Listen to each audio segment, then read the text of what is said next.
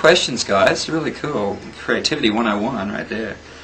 The first one is from Krista, and she asks, "What if I feel like I'm doing my own show here?" First one's from Krista, and she asks, "What have I been reading lately?" Other than questions, I have been reading a lot of Dan Brown, who wrote The Da Vinci Code, which is a really good book. I highly recommend it if you like a good read, especially because it's laced with a lot of facts as well, which he blends into sort of fiction. So there's like non-fiction and fiction all blurred into one, and it's really cool because it lets your imagination run wild as to what's real and what isn't. And the other book I'm reading right now is another Dan Brown book, Digital Fortress, which is, I started reading it after the other book. Actually, I read Angels and Demons after the Da Vinci Code. So this is my third Dan Brown book, and this is my bookmark, which I'll show you right there. This is Einstein, and he has, "Great spirits have always encountered violent opposition from mediocre minds." Food for thought right there. Hey guys, it's me again, round two. This is the second question. A lot of questions about the monkey. So, the one on stage. And so, this one is from Kathy with a K. The Kathys with the Ks have more fun, apparently. "Hey Keith," that's me, "you need to tell us the story behind the monkey. It is the Chinese year of the monkey, you know, so it should be a great one for you too." I'm not Chinese, but I know exactly what you're talking about, Kathy. Although I can get Chinese sometimes. Actually, the idea for the monkey came from an artist friend of ours by the name of Glenn Schweitzer, who's a Nashville artist. I asked him to give me a design for the back of the stage that was kind of tribal, organic, musical, and slightly humorous. And that was the only guidelines I gave to him. I had no idea what that would mean. And he came back with this monkey holding a guitar. And I just loved it. I loved it straight away. And I felt that it kind of looked like I think I sound, if that's possible. And as it turned out, this is the year of the monkey for Chinese year of the monkey.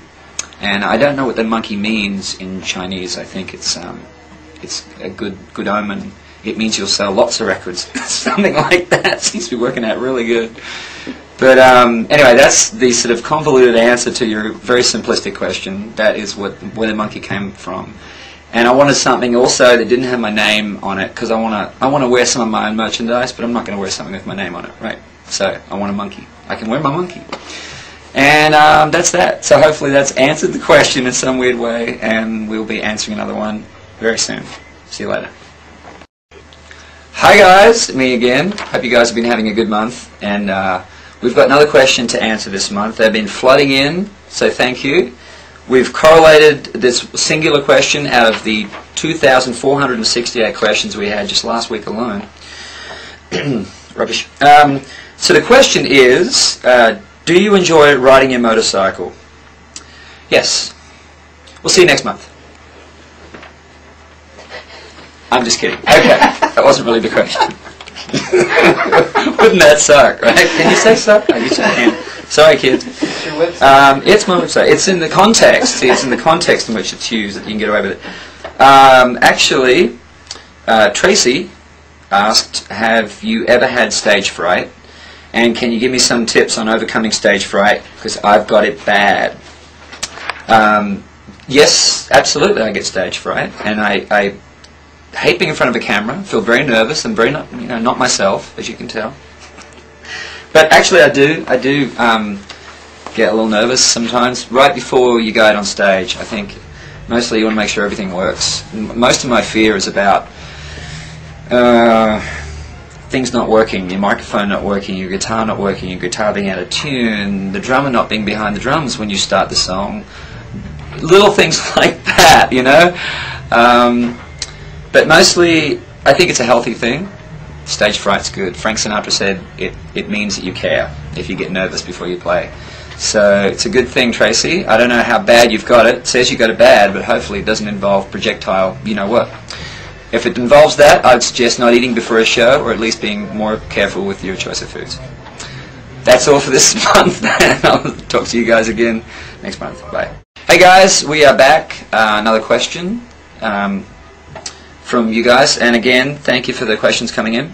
It's been some really good ones, been some really average ones, really lousy ones, but kidding, some good ones. Dear Keith, I was just wondering, is it embarrassing to you when people bring stuff to you for the meet and greets? If not, then what kind of things do you like for people to bring you? Amber. Good question, Amber.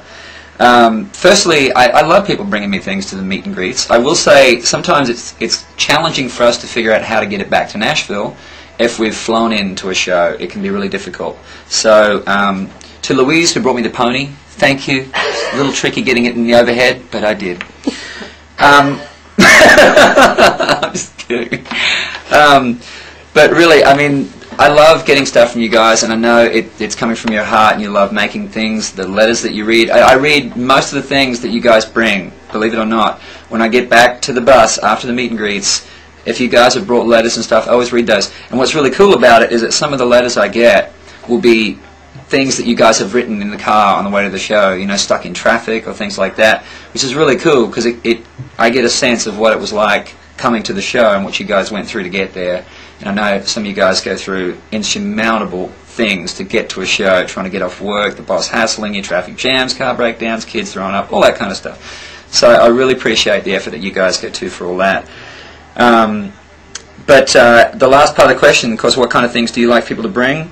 Cash. Just cash. Like lots and lots of money. Gold bullion is good. A little bit heavier than a pony, but I'll figure that one out.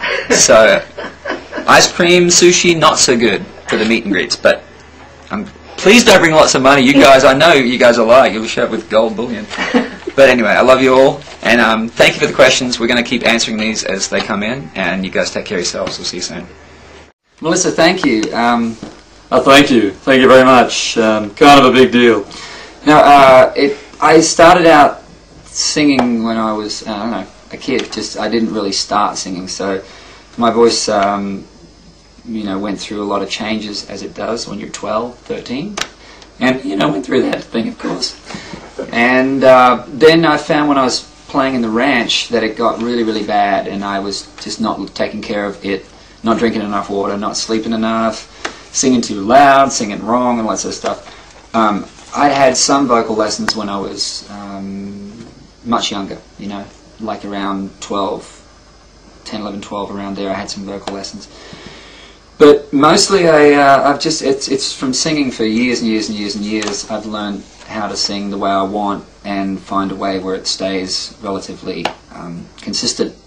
And it's gotten, it's changed a bit from the '99 album, the solo album, to now. I guess from being out on the road and working it all the time like any other muscle, you just get stronger and stronger, and it has sort of actually for me gotten better and easier for me to sing for longer periods of time, so I'm really grateful for that. Melody, thank you. Yeah, a lot of people ask me this question, and well, technically the first time I heard myself on the radio was in Australia in 1991. And I just made my first single in 89, 90, somewhere around there. And actually it must have been more like 1990. I made a single. I won a talent quest in 1990, and part of the prize was I got to record a single. So I recorded that little cheesy, pathetic single, which I wrote, so I can say that. And was in a town one night going to a show, and I was getting ready in the hotel room, and it was on the clock radio. I was listening to the radio and they played my song, and I was really, really excited. And then the first time I heard it here in the States, I was actually on my way to do a whole bunch of radio interviews, and I pulled into a gas station to fill up my car, and as I was filling it up I had my car radio on and my song came on, and so I leaned in the window and cranked the hell out of it and gassed up my car, just going, check it out, that's me. I didn't really do that, but it was quite a moment, so I remember that very well. Misty, thank you. I don't really have any strange rituals. You know, I've got a few maintenance things I have to do before I go and do a 2-hour show when you've been drinking water all day. But mostly it's kind of inconsistent. You know, I'll warm up vocally sometimes if we've been touring quite a bit. Stretch maybe a little bit. But one thing we always do is we do a band group sort of prayer, and you know, pray for the gods to be favourable to our performance. And if we're down, if we've been touring tons and tons and our energy level's not great, then we pray for God to make everybody's ears numb, so they're compassionate towards us. But we always group up and try and get out there and give our best. That's kind of a ritual, I guess. That's a great question, Hamala. We just showed up at a show one night and they were gone, just totally missing. And Kenny called me one day and said he'd built a new house, and so I went over there and nice rugs, Kenny. Really, really great. They go fantastic with the house. So be looking for some kind of tiki bar to be adorning my home very soon.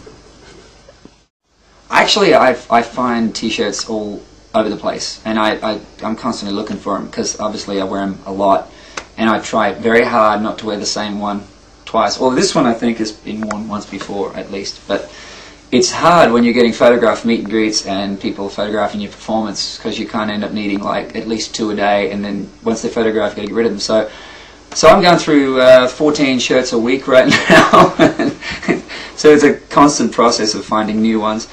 And I find that you look in really odd places. You know, go to well, Goodwill or a thrift place, but also like an army surplus store or some weird small, you know, out of the way place in the mall, and you just sort of thumb through. I find them in really odd places. But I also have somebody that helps me look for them every now and then. But I like t-shirts. I feel comfortable in them, and send in your shirts now. No, don't do that. Please don't do that. An avalanche of Harley shirts. But hopefully that's helped you answer your question. Huh? What? Right, there you go.